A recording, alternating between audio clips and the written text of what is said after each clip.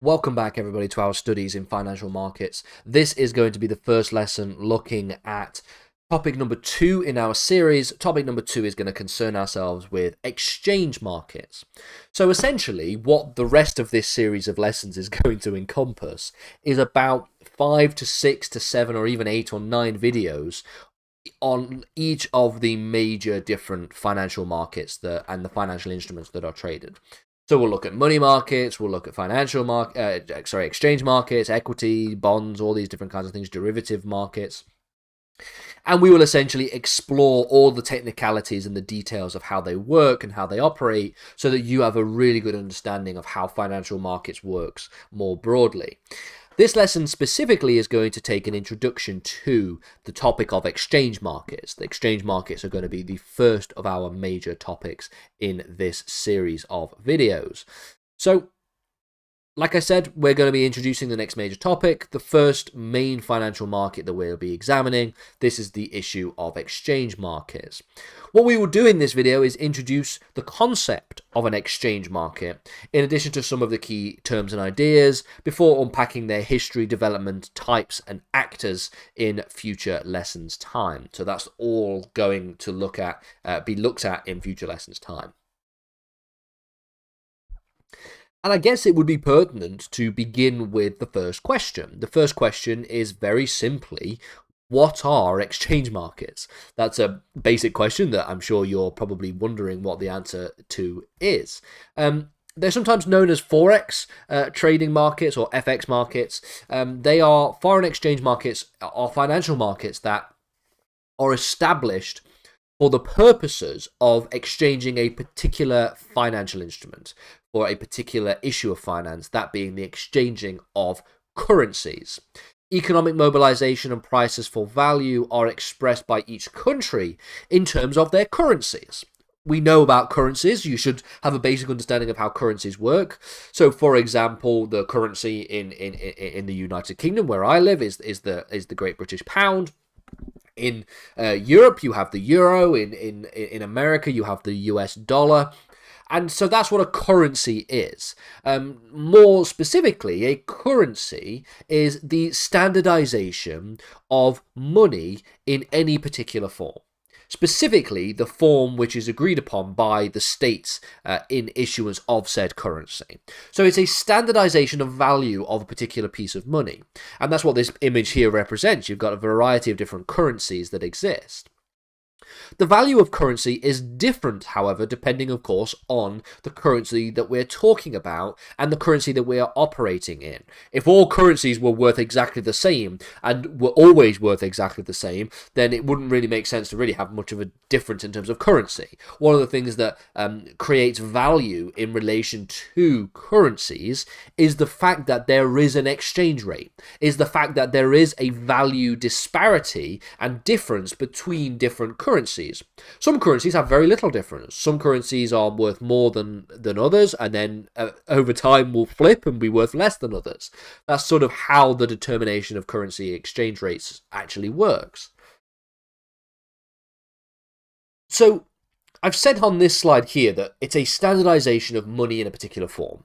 And this is obviously a form that is agreed upon and valued by states and valued on the basis of a number of things, including, but not limited to, the relative health of a particular economy itself, okay? And this gets to the question of value determinations in relation to currency.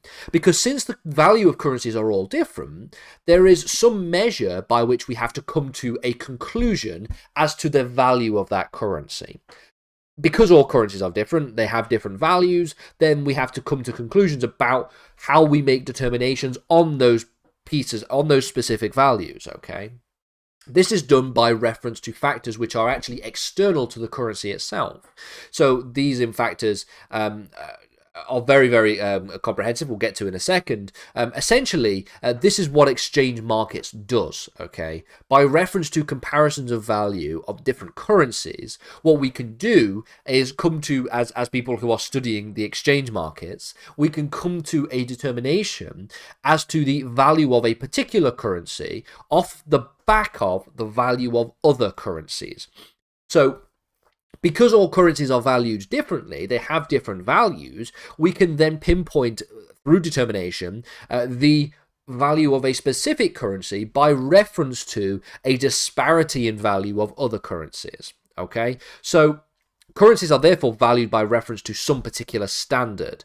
The value of one currency as it relates to another currency. So, for example, the value of the Great British Pound as it relates to the euro, or the value of the Great British Pound as it relates to the dollar, is known as the exchange rate.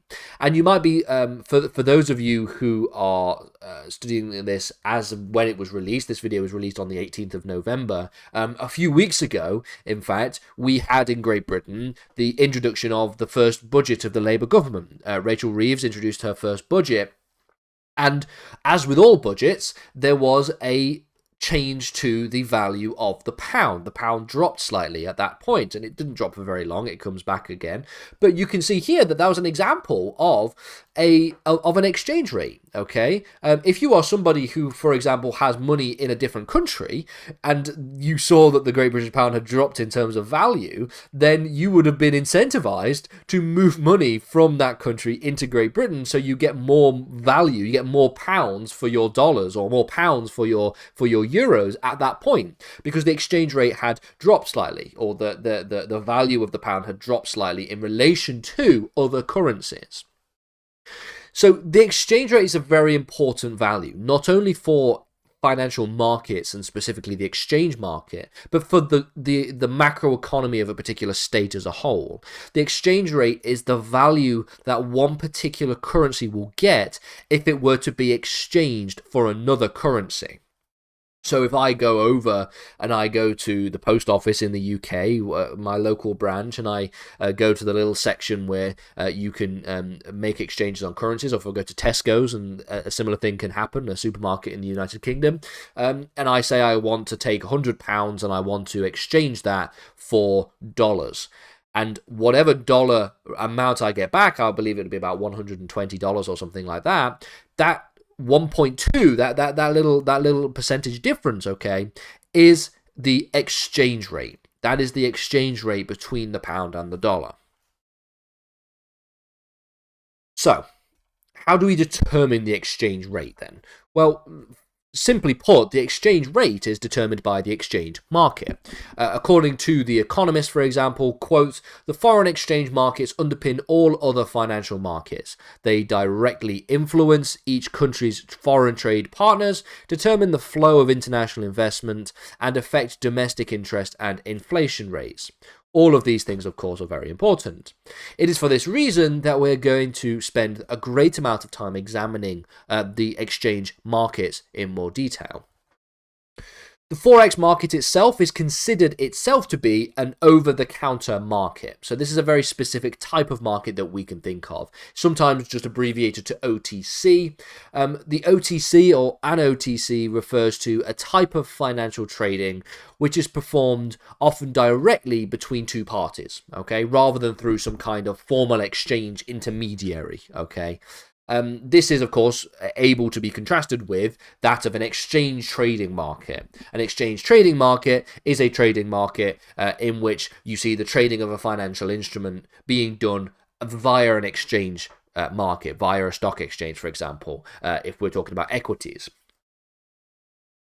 Forex markets, exchange rates markets, are also not centralized. They are decentralized. And this means that trades and operations of that market are performed in a way which is distributed rather than in a specific location.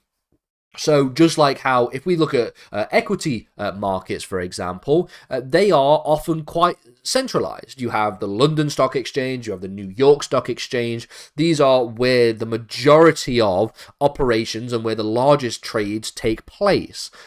When it comes to Forex trading, when it comes to Forex markets and exchange rates, these are decentralized instead.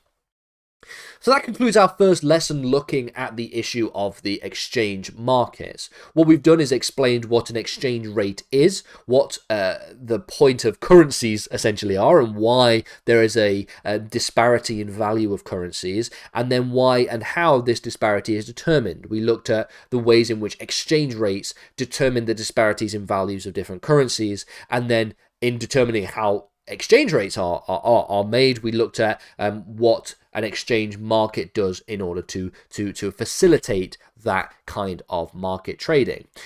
The next lesson is going to go into more detail, thinking about the historical development of exchange markets before we look at the types of exchange markets and the ways in which exchange rates are determined within these particular markets themselves.